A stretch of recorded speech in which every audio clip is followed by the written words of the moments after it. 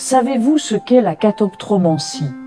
C'est l'art de prédire l'avenir en lisant dans un miroir. Mais certains miroirs ne montrent pas l'avenir, ils le volent.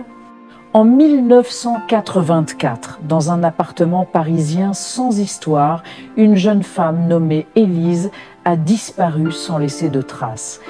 L'affaire a été classée, faute de preuves. Mais 30 ans plus tard, une boîte de vieilles cassettes VHS refait surface. Et ce qu'elles contiennent dépasse l'entendement. L'histoire commence par une journée d'hiver. Élise, une étudiante discrète, vient d'emménager dans ce petit 2 pièces au charme suranné. La seule chose qui la dérange, c'est ce grand miroir sans cadre fixé au mur du couloir.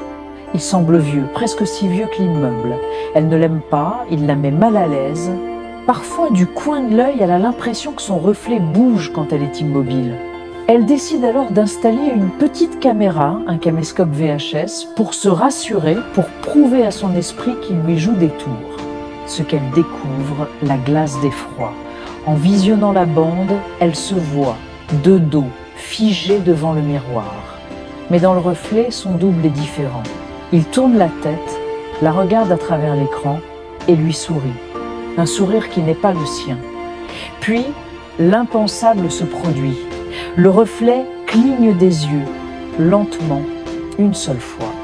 Le lendemain, Élise a disparu. La police enquête. L'appartement est vide, mais étrangement ordonné. Une tasse de thé encore tiède, son lit fait, sa veste sur une chaise. Tout est normal, sauf une chose, le miroir du couloir est en 1000 morceaux. Le concierge de l'époque jure avoir entendu des éclats de voix cette nuit-là. Une dispute. Il dit qu'il a cru entendre 2 personnes parler, mais avec la même voix. L'affaire est un mystère total. Pendant des années, l'appartement reste vide. Les locataires potentiels le trouvent trop froid, trop silencieux.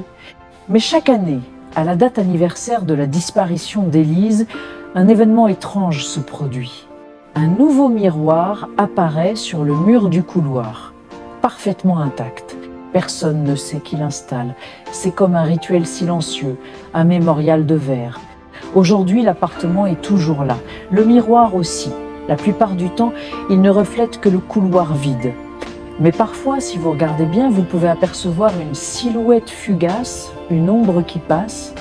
On dit que c'est Élise piégée de l'autre côté. Ou est-ce son reflet qui attend patiemment sa prochaine victime? Après tout, un miroir ne fait que montrer ce qu'on lui présente. Mais lequel est le vrai reflet et lequel est le piège? Cette histoire nous rappelle que les objets les plus banals cachent parfois les secrets les plus sombres. Qu'en pensez-vous? Laissez votre théorie dans les commentaires. Merci de nous avoir suivis et à bientôt pour une nouvelle énigme.